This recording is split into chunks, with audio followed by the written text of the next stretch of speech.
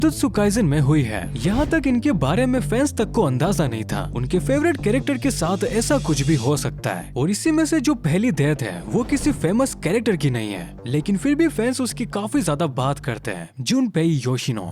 जुनपेई की लाइफ इतनी ज्यादा ट्रेजेडी से भरी थी कि वो सिर्फ एनिमे के 4 एपिसोड्स में आया था, लेकिन इसके बाद भी उसकी स्टोरी लोगों को काफी ज्यादा इमोशनल कर देती है कि पूरे एनिमे कम्युनिटी में सिर्फ इसकी ही बात होती है। यूट्यूब पर जुनपेई के नाम से लोगों को 2-2 लाख तक व्यूज आने लगे। रेडिट पर तो आज भी इस पर डिस्कशन होते हैं। तो आखिर जुनपेई के साथ ऐसा क्या हुआ था? तो सबसे पहले जुनपेई स्कूल में एक ऐसा बच्चा था जिसे सब बुली करा करते थे। वो भी ऐसा वैसा नहीं, उसके सर पर सिगरेट से जलने के निशान थे जिन्हें वो अपने बालों से छुपाया करता था, जिस वजह से उसकी लाइफ स्कूल में काफी ज्यादा डिप्रेस्ड थी। और तब सामने आता है माहितो। 君たち そうね マナーは守ろうね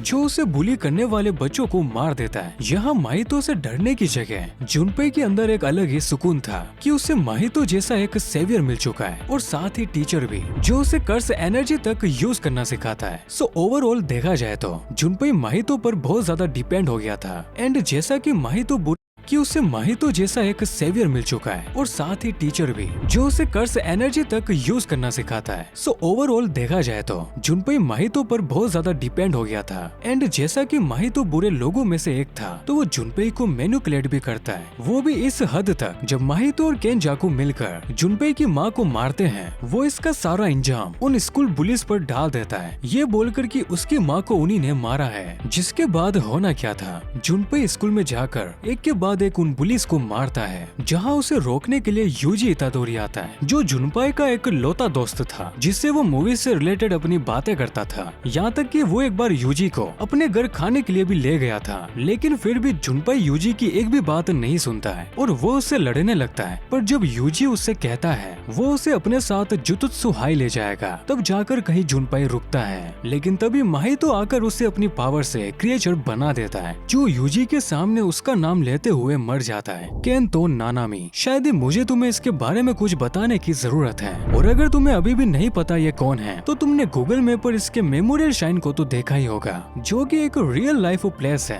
और नानामी के डेथ के बाद काफी ज्यादा वायरल हो गया। वैसे तो नानामी यूजी का एक मेंटोर होता है एनिमे में, जो उसे जुजुत्सु सोसरी के साथ लाइफ लेसन्स भी सिखाता है। कैसे अडल्ट होने का मतलब सिर्फ एज का बढ़ना नहीं है, बल्कि एक्सपीरियंस को कलेक्ट करना है। और नानामी की ऐसी ही बातों ने उसे फैंस के बीच में काफी पॉपुलर कर दिया। और इसका एक और रीजन नानामी का फॉर्मल आउटफिट भी था, जो उसे बाकी कैरेक्टर्स से कहीं ज्यादा मेच्योर दिखाता था। और जो सबसे बड़ी चीज थी जिसकी वजह से सारे फैंस नानामी से रिलेट कर पाए, वो थी उसकी 9 to 5 वाली जॉब से नफरत। वो मानता था जुजुत्सु सोर्सरर बनना भी बकवास ही है और कहीं जॉब करना भी बकवास है। एंड जो चीज सबसे ज्यादा नानामी के लिए इम्पोर्टेंट थी वो थी लोगों की हेल्प करना, जो वो जुजुत्सु सोर्सरर बन के करता है। लेकिन शिबुया इंसिडेंट आर्क में जब नानामी लोगों को बचाने के लिए डेगोन और जोगोन नाम के 2 कर्से से लड़ता है, तो वहाँ वो बहुत ज्यादा घायल हो जाता है और उसी टाइम माहितो आकर नानामी को मार देता है, वो भी यूजी के आंखों के सामने। जहाँ पहले तो नानामी यूजी को भागने के लिए कहता है, लेकिन बाद में उसे रियलाइज होता है कि ये एक यूजी के लिए गिल्ट बन सकता है, तो वो उससे कहता है कि अब आगे का तुम संभालो। और वो खुद को एक मलेशिया के बीच पर इमेजिन करता है, जहाँ वो रिटायरमेंट के बाद बुक्स पढ़ने वाला था।